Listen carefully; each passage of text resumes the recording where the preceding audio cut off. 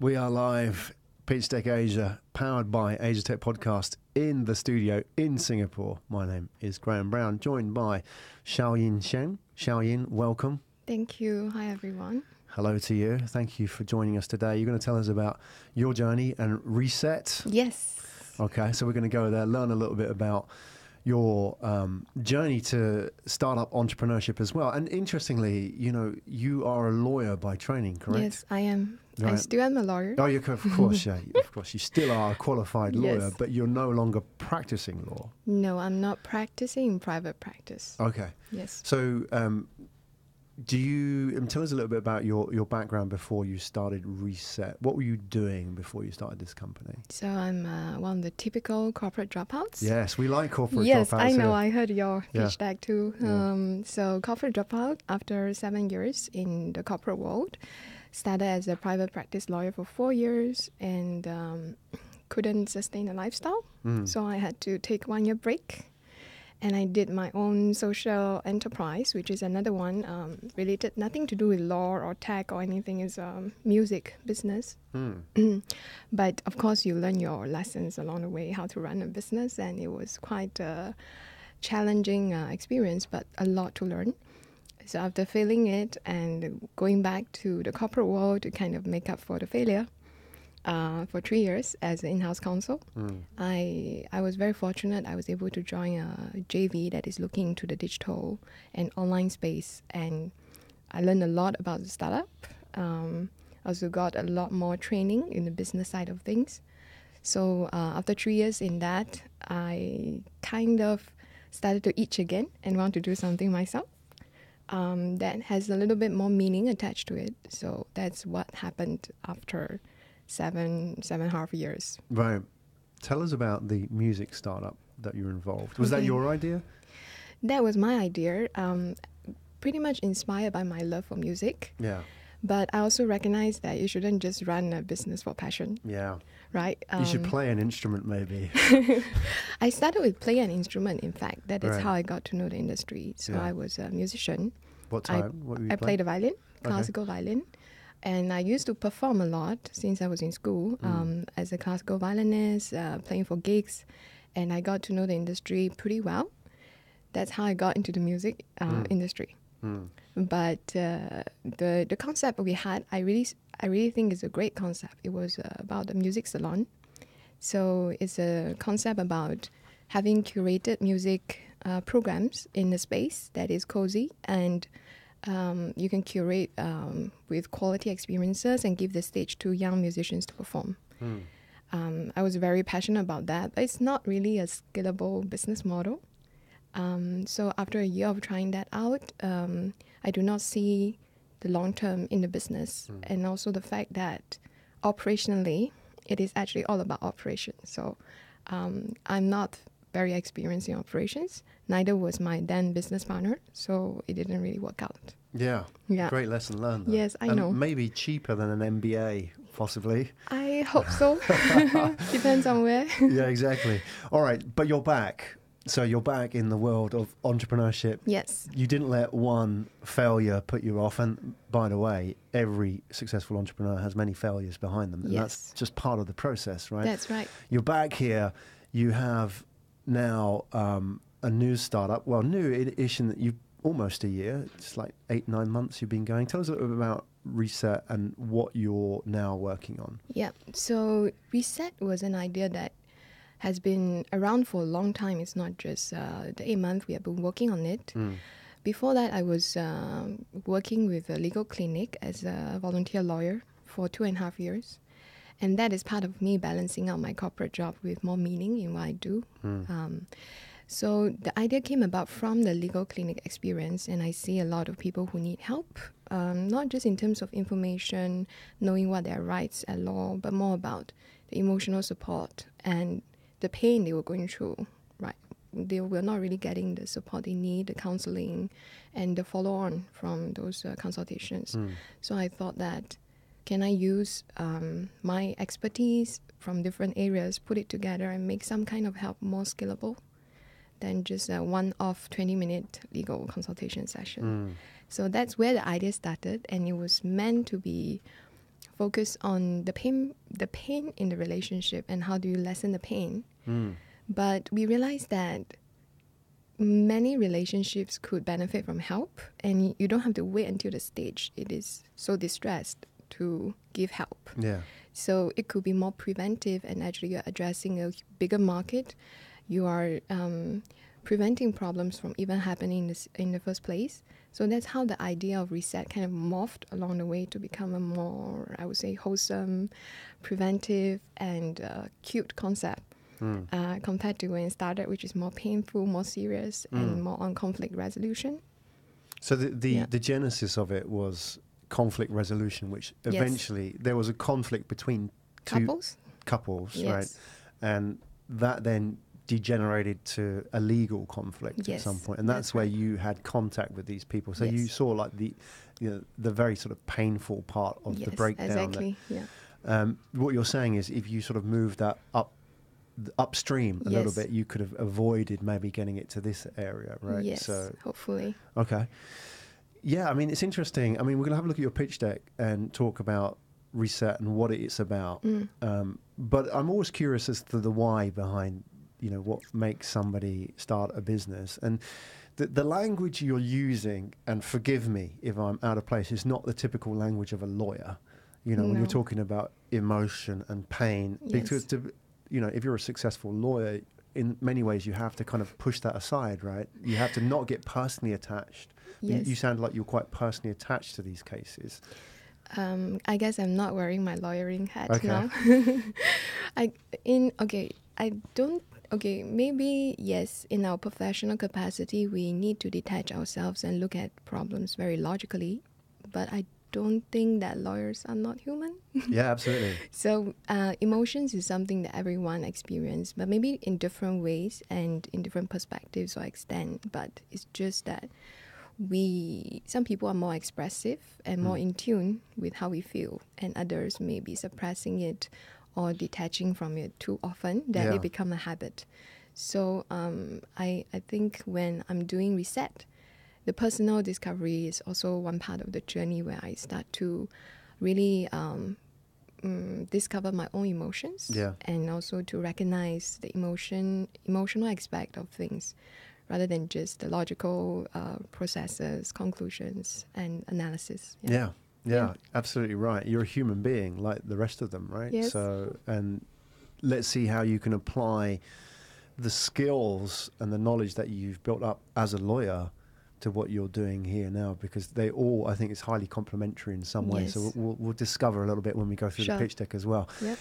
Maybe we can start, Xiaoyin, by looking at the market itself, the market you're in. And in your pitch deck, if I can dive in and just fast forward a little bit, there's on slide, we just sort of get in here to slide 6.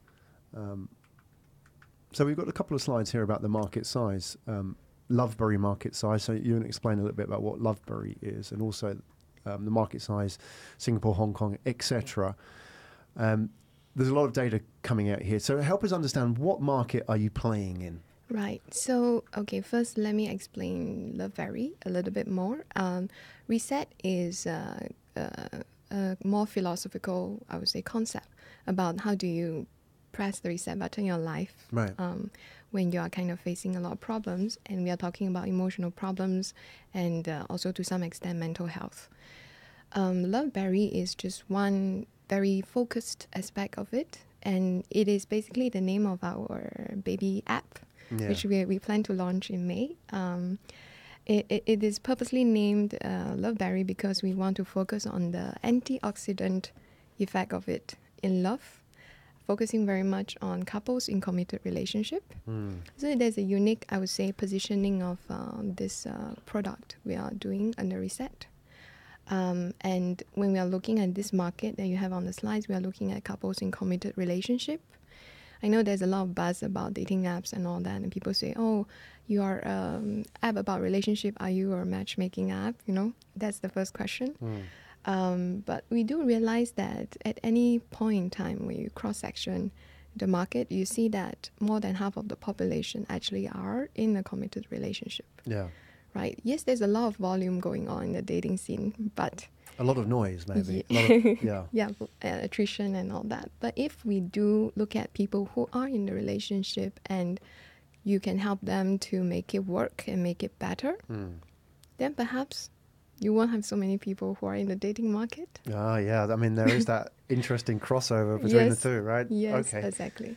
So help me understand the problem here. So as I understand, what you're saying is that this is aimed at people who are in relationships. Yes. And human beings have problems. That is the nature of being alive, right? That's right. Okay. So you're going to have any kind of number of different issues in a relationship. So your app and the other services that you're offering, I guess, as you build, are aimed at those people and helping them before it really breaks down. Yes. Right. So why and how? Because surely, how can an app help with that? How can an app help me and my wife have a better relationship?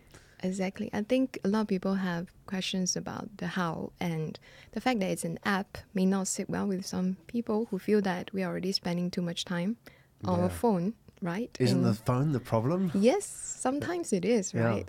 But what we do acknowledge is also the fact that we cannot reverse the trend, for example, of digitalization, of people using the mobile. And this is a trend, and more people are using it as the tool to access information. And we, instead of resisting against it, maybe we can also work with it to promote the right information to the people who need the help. So that's why we want to do an app.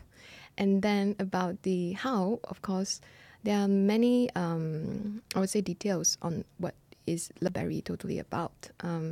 Definitely there will be information, and we are not talking about the information you Google. We are talking about curated information from experts. So we partner with a panel of experts, psychologists, counselors, who can give you the right framework to work with when you are facing an issue. And that is more about also bringing the awareness to the problems and how to think about them, how to feel about them. So that is one offering that we want to deliver through the app.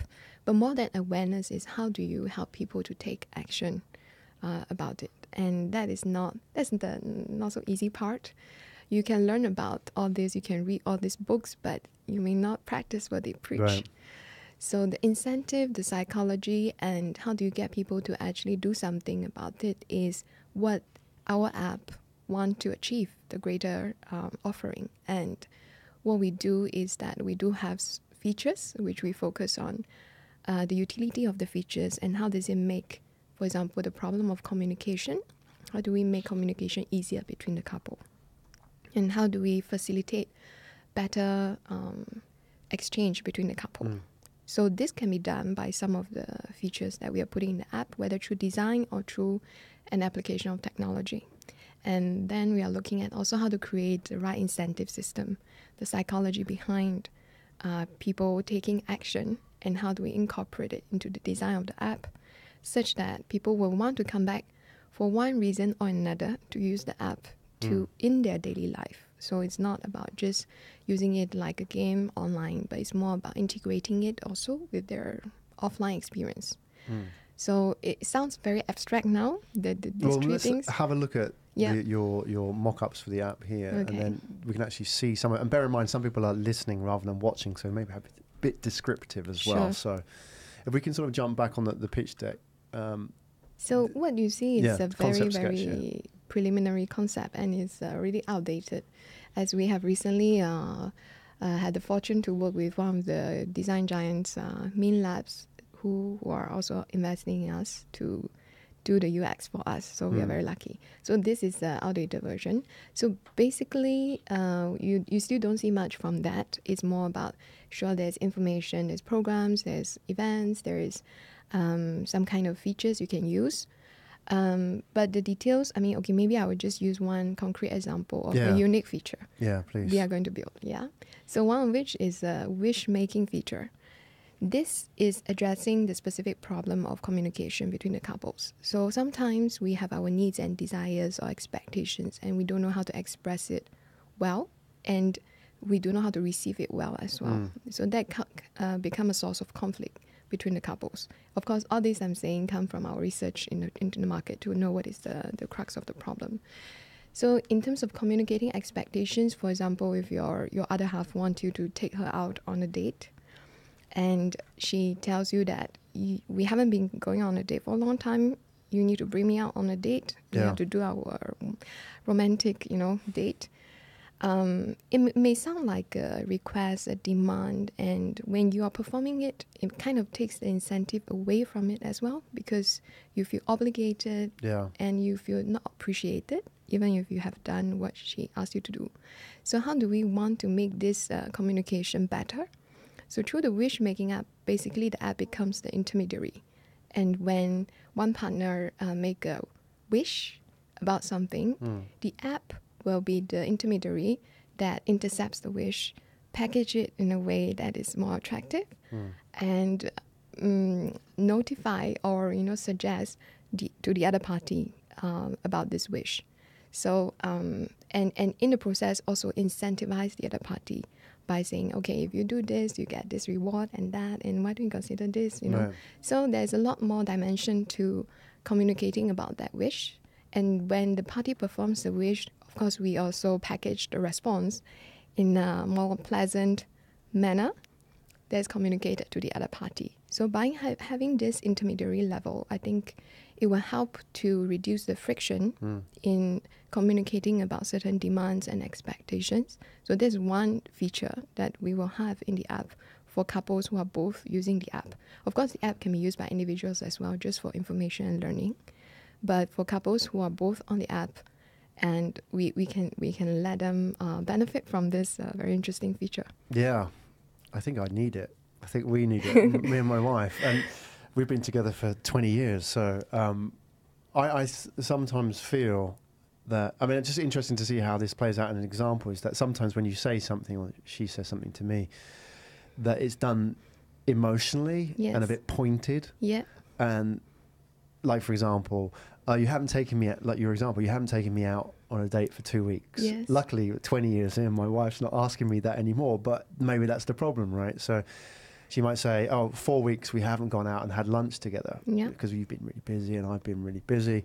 But the way that you say it might be just a little bit pointed. I might be busy at the time. I might be in the middle of something. And her language it triggers a response. Yeah. And there's like these patterns that have been sort of embedded for 20 years. Yeah. When somebody says that, it triggers a response which is almost uncontrollable. So if there was like an intermediary, like a little fairy that sat there and said, hang on a second, Graham, just let's take your words. Let's sort of, you don't want to say it like that. Say it like this. I'm just trying to work out how this app actually works. How would that work in this instance? For example, if let's say my wife hasn't taken me out for lunch for 4 weeks and I'm a little bit feeling like I'm left out. Yeah. So how would the app work for me there? So the typical journey will be the user will go into this feature and you will be able to indicate what is your wish, whether it's in the form of a predetermined list of wishes that you can choose from with some customization. And then the genie or the fairy will package it in a different way and even maybe curate and randomize it so it doesn't feel like a task, right? And it will only be communicated at a random interval in a different context. And then but you do see the wish you have already made, and then the other party also see the wish that they can grant, right? And they can choose to grant this by indicating I will grant this wish. And again, the response will be communicated in a different way. So there's a lot of course, the scripts and all that we go in the back end. How do we and also the scripts will be I would say curated by our experts on what is the right way to say things or put things in context. So we wouldn't say it's always the right response or the right way to communicate, but I think at least it's a so-called better way to help with the communication. And a bit of introspection as well. Yes. Like sometimes I think a lot of communication is like a reaction. Yeah. So if there was something in the middle that just kind of like balance things out a little bit, it would help a lot. Definitely. Okay. Yes. So I'm interested, before we have a look at sort of the journey of reSET and, you know, looking at where you are and where you're going to be in the future, I'm interested in your hustle. So you said you spoke to users about this. Tell me a little bit about, firstly, who you spoke to, how many people you spoke to, how did you find these people? Did you knock on doors and talk about this, or these people you knew? And also what you learned in the process. So, you know, having spoken to people, maybe you think a little bit differently about the problem that you set out to solve. So tell us about the Xiaoyin hustle of reSET when you went out there and said, this is what I'm building. Tell me about, you know, your challenges. Yes. I think the idea when it first came out was quite different. So I went to actually all my friends, mostly in the legal industry, but some are in, I would say, in the investment startup world, and to ask for their opinion about the concept of reSET. And I did get a lot of feedback, especially on the positioning, because initially it was really about divorce and the pain and how do you resolve the conflict. So positioning is one thing. How do you promote this application? How is it going to sit well with the public policy? And also in this part of the world, it's still quite an issue to talk about it openly and promote it openly. And then also about the market. How big is the divorce market, even though the trend is rising? How big is the market in terms of actual people who will use this service, right? And compared to, of course, the offline lawyers and what they are doing. So that has kind of helped me morph the idea a little bit more and grow it. And then, of course, meeting my co-founders and going to tech conferences is also quite interesting. You speak to a lot of people and then you get inspired on different strategies from different industries, different companies, and then you see how I can actually use the best things I know and put it into one thing I'm doing. So that's how the idea also grow in terms of why do we want to do the online offline integration, the psychology behind things, gamification, incentive, and blah blah. And then we did our market research, so we actually did surveys, of course, the traditional way of finding out from couples what their issues, and not just relying on public statistics. Of course, there are those available. We did our research there too.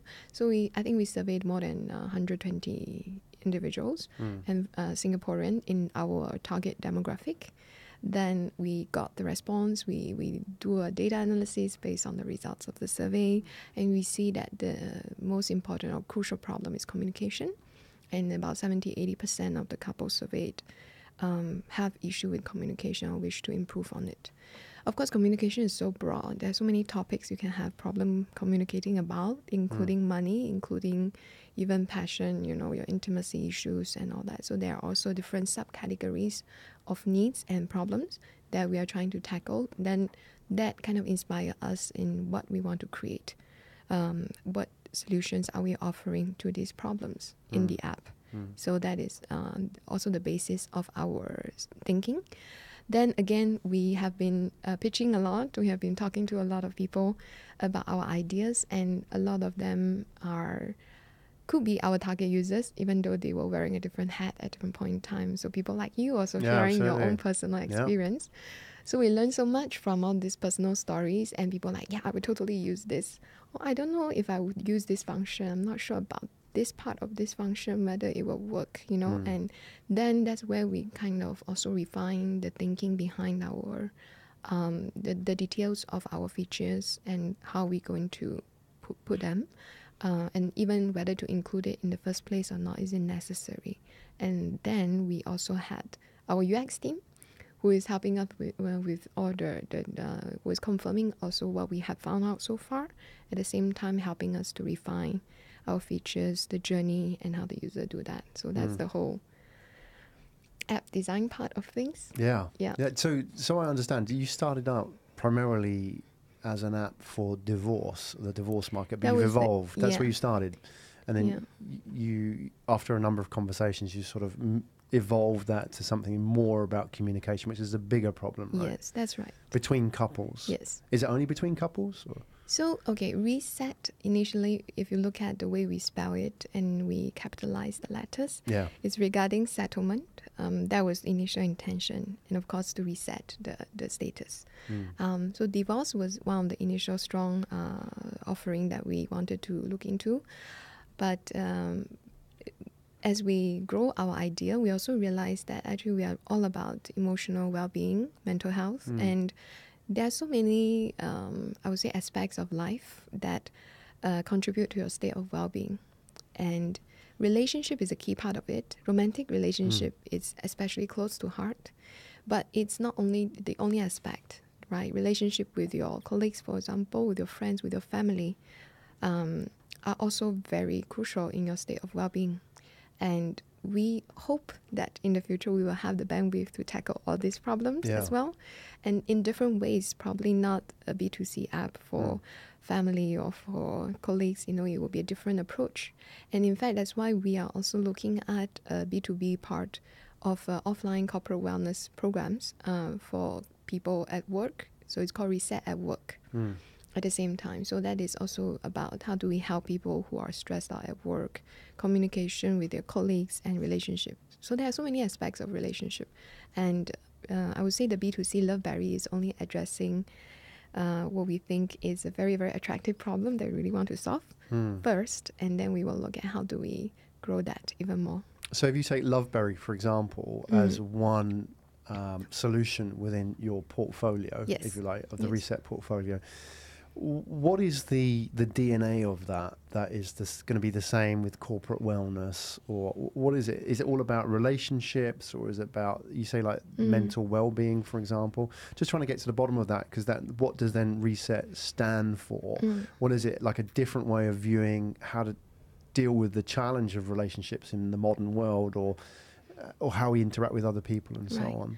So I guess the underlying thread or the philosophy behind this collective is on the topic of how to improve your mental and emotional well-being. But I would say the approach is very different, but what we are still consistent in what we offer is firstly the curated advice and information. That's something that I think we are quite unique in what we offer. We have experts from different backgrounds on the panel, and we can offer more holistic and quality and curated professional advice. And the other part is, of course, leveraging on technology in all the things we do, even including the offline B2B corporate wellness program. You need to measure. You need to know whether you are being effective, what solution you're offering, and how do you measure? Of course, it's from the data, right? And whether it's in the development of the app or even in the offline program what we propose to curate for the company, for their employees, we want to measure the effectiveness and of this holistic program that we are producing. So we do have a very solid CTO who is able to help us with the data part, the back end, and to create a whole measurement for the future in the long term. Yeah. Okay.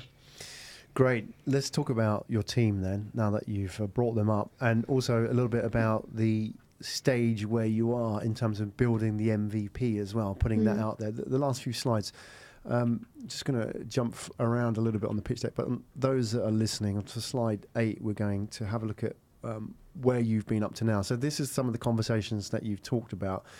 You say the market interest test, so the people that you've talked in terms of the feedback on the MVP. Yes.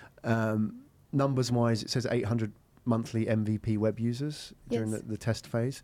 So this is all the conversations we're talking about now, the feedback and the research and so on. You've got some interesting data in here about the business model as well. Tell us a little bit about that. And you've predicted total revenue already for 2020. So justify yourself. How did you get to these numbers? I mean, 25 million there. It's a bold statement. Let us understand that a little bit. Yes. I would say, okay, for startup, the numbers is really quite, people will say it's plucked out of thin air, right? How do you get that number? But of course, we make certain assumptions, whether some could be reasonable, some could be a little bit more optimistic. But generally, I would say that this number is based on a really, really rough estimation, or based on the market size, the market share, and how much we are expecting per user of the app in terms of the value. Then that's how we got the number. So if you look at, okay, our business model, maybe I'll explain a little bit. We are still in the process of fine-tuning or optimizing the different monetization parts of the app, and some of which could be more like a membership, a regular kind of stream, some of which are in-app purchases. But so it's very hard to really estimate what is the value of per user. But if we assume that each user of the app in a month will spend about $5 in the app on whatever, right? And then if we multiply by the user base and all that, that's how we get the estimation. Okay. 1 million users. How will you acquire 1 million users? I mean, that's going to be tough to go out. I mean, anything to 1 million is tough. Yes. So what's your sort of, strategy? Subscriber acquisition strategy. So, okay, this 1 million is for across markets. So it's not just Singapore, right? Singapore, we are looking at 200K by 2020. The strategy of going to market, we are not, at least not now, flooded with a lot of marketing money to do like B2C kind of marketing. So we are looking at very creative ways how we can do it through partnership, how we can do it through even leveraging on the B2B part of things. How do we build the critical mass first through the B2B and then introduce the B2C element to things? Yeah. So these are some of our different ways of approaching the market.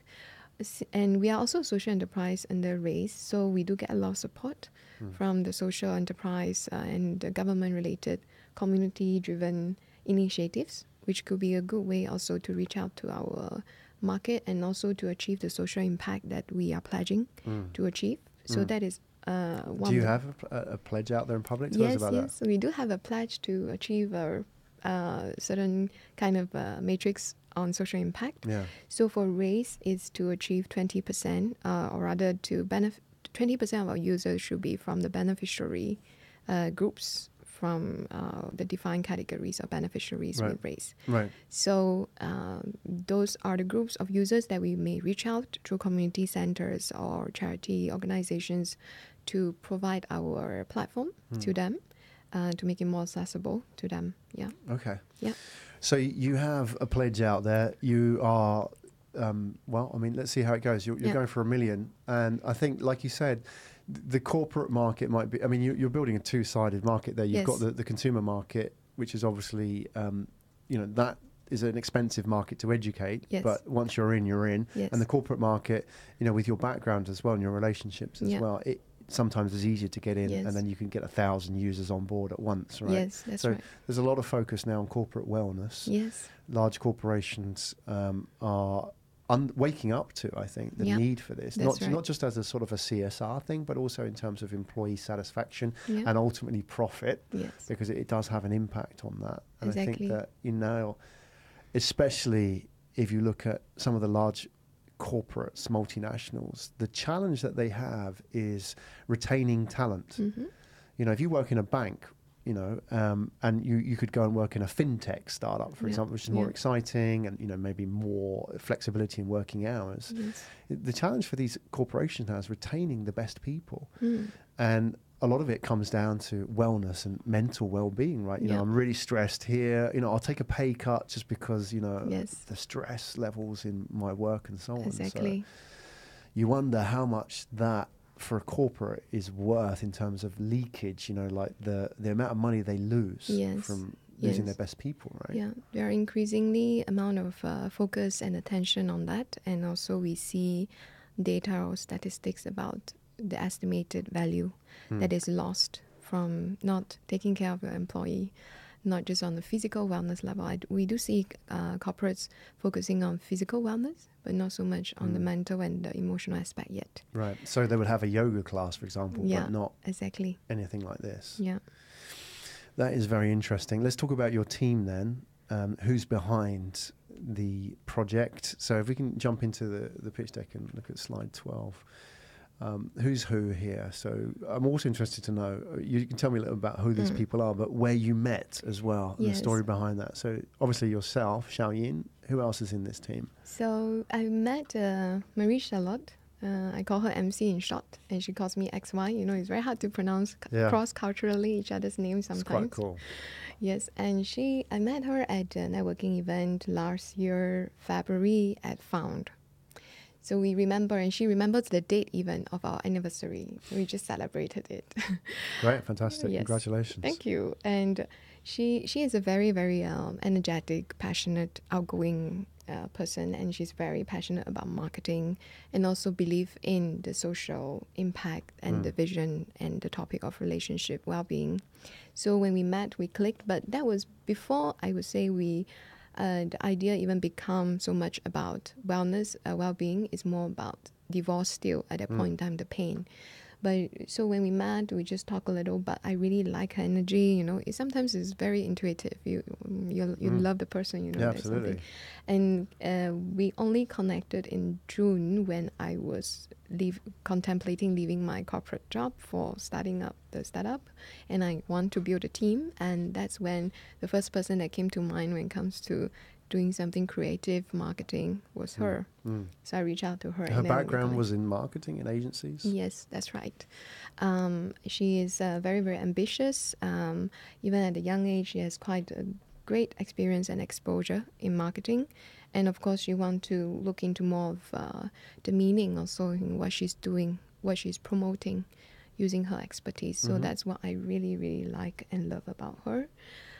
But the CTO struggle is a little bit difficult, you know. It's we hear it all the time. Yes. How do you find your tech team? Yeah. And it's very difficult to build it in-house, especially in Singapore when the talents are costly and you may not know where to find the right people to join a startup, especially. So I was really fortunate to meet Ronnie only about less than 2 months ago, actually.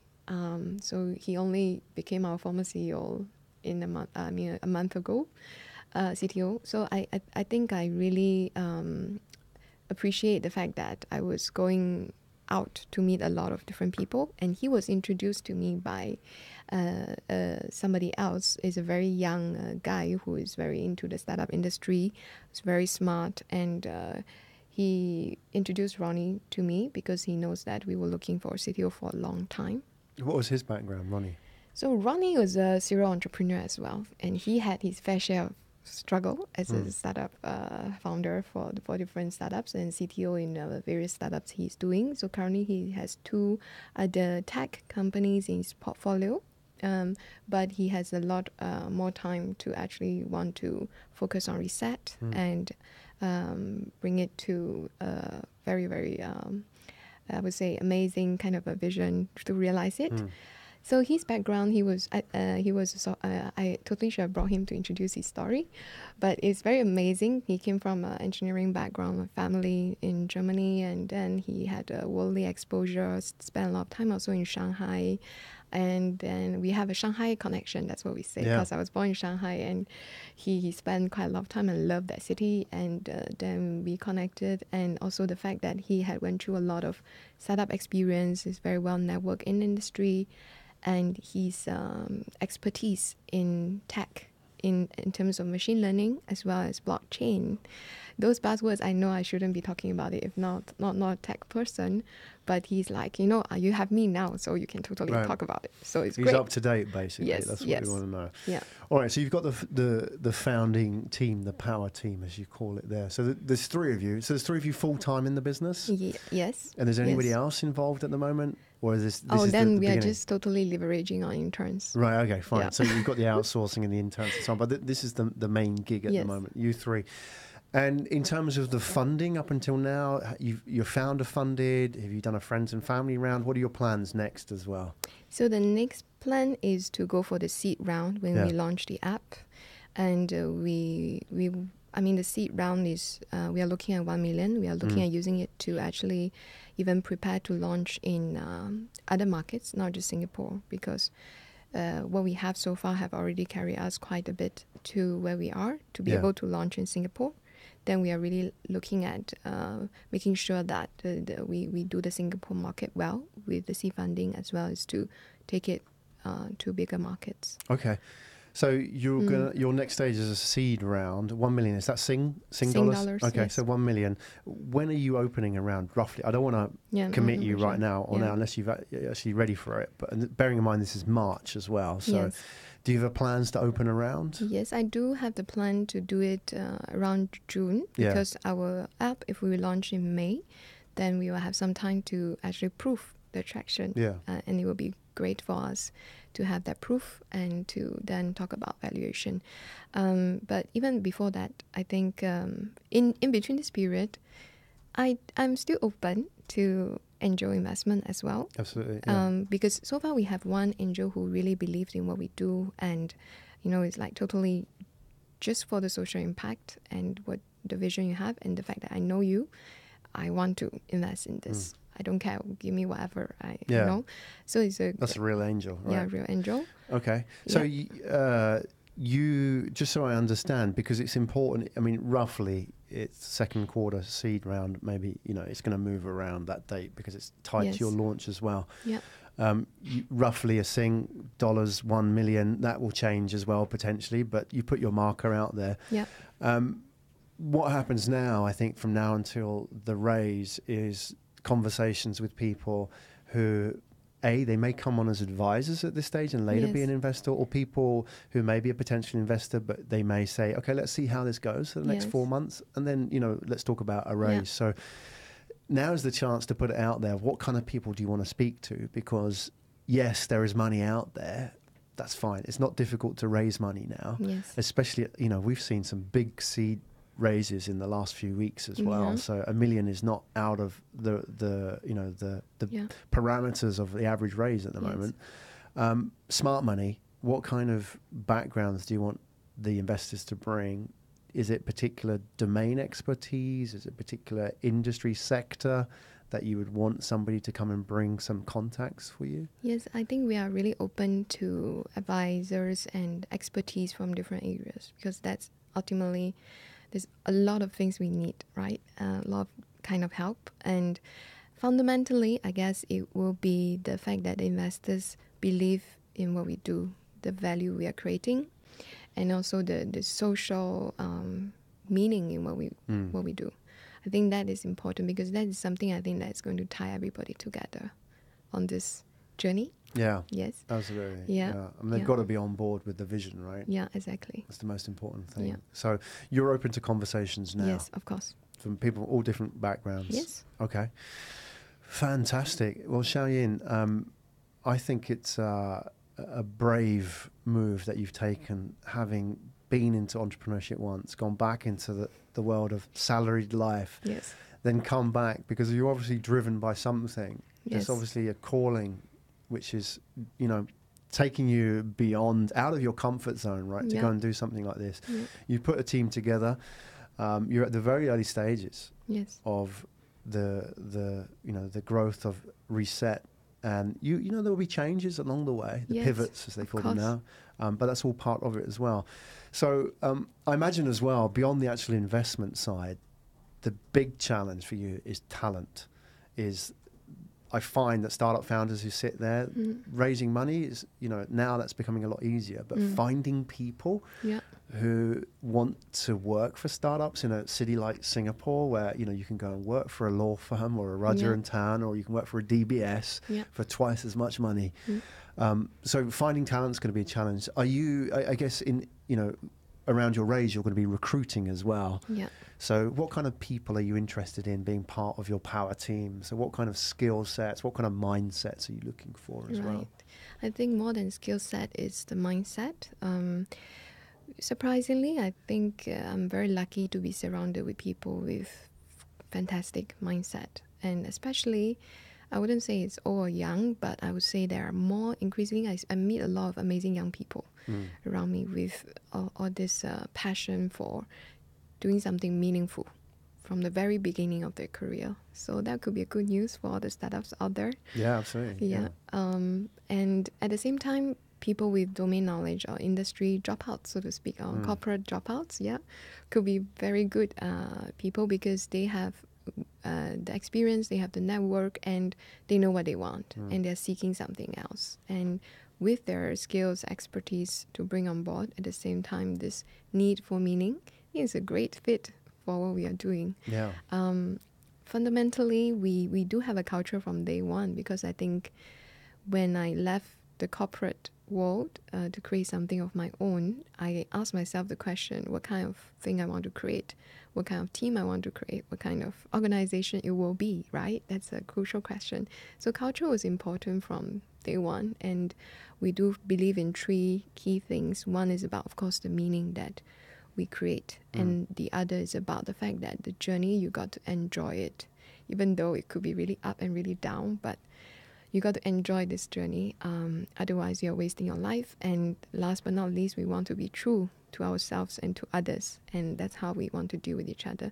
So whether we are building a team, or we're building our product, or we are working with partners, we look at these three things as the basic of what we want in our team.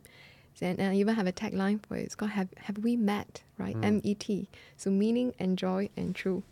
Oh, I like that. Yeah. So well thought through. I mean, it's so important, because I wonder, Xiaoyin, is that there are probably lawyers listening to this, and they're probably thinking, maybe, and it's a challenge, because I guess, I mean, this sort of comes full circle to how all this conversation started as well, is that if I'm a lawyer, then it's not just my life, it's also, my family have invested my education, and they want me to become a lawyer. And, I really like the idea. I love, this story. I love what reSET are doing, and I'd love to be part of this, right? But I can't leave this well-paid job and, all the reputation of my professional career. And, they put me through law school and all that sort of stuff. What would you say to people like that who are staring out the window and thinking about what you've done, and you've made that move, and they may be thinking not just about working with somebody like you, but also, maybe thinking about doing something like this themselves, going and doing something with their lives, right? So how would you appeal to those people thinking, because that's a real trap to be in, isn't it? It is. I do have friends like that too. I bet. And how do you advise them? I wouldn't advise them to take the same route as I have taken, because clearly everybody has their own path, own circumstances, and it is really not easy. In fact, if I knew it's this hard, I might have thought again about this before I started. But I have no regrets. I think it's also how you manage your life, the different aspects. How do you prioritize them? How do you, I would say, balance it out? Maybe for somebody, it could be a step at a time, rather than just jump completely into the startup world and chasing this romantic ideal of a startup. Yeah. Maybe for others, it would be taking something more drastic, because the opportunity cost may not be as high as you think. When I decided to do this, my ex-CEO from my JV company, who is a very inspiring leader as well, she has given me a whole reading list of startup literature to prepare me for what is coming ahead, which I went through, and it's all talking about grit and how do you go the lowest lows, and how do you overcome that. I thought I have been through quite some ups and downs in my life. I should be able to deal with that. I went through private practice. I had done all these long hours. Hard work is not a problem.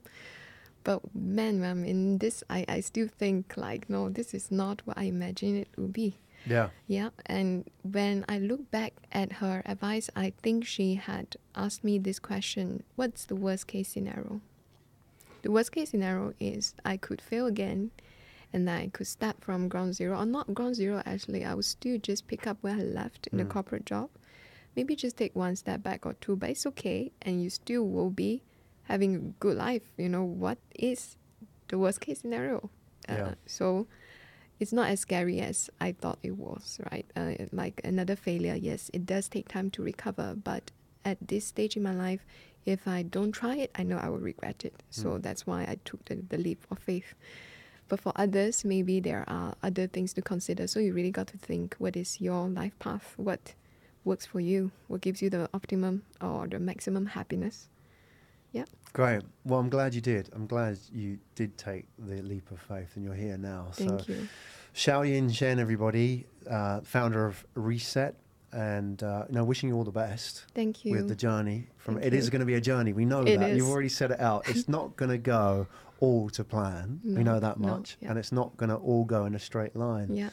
But you've already set yourself up to understand that, some days are up, some days are down. Yes. It's all part of it. I hope that goes really well for you. Thank you. And really enjoyed listening to your story as well. It's inspiring. And hopefully you've inspired a few people as well. Planted a few seeds in the minds of lawyers out there, to do something, right? Yes. At a young age to realize that as well. It's great, and I'm sure there are people thinking, maybe I should do something, maybe do like you did, or maybe take half a step, as you say, in the right direction. So thanks for sharing that with us, that inspirational message. Xiaoyin, Shen, everybody, reSET. And what is the easiest way for people to reach out for you? How do you like people to contact you? By email or even phone is okay. Phone, okay. Yeah.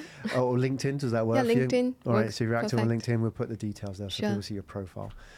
And so on. Xiaoyin, Shen, everybody, reSET. Thanks so much. Thank you.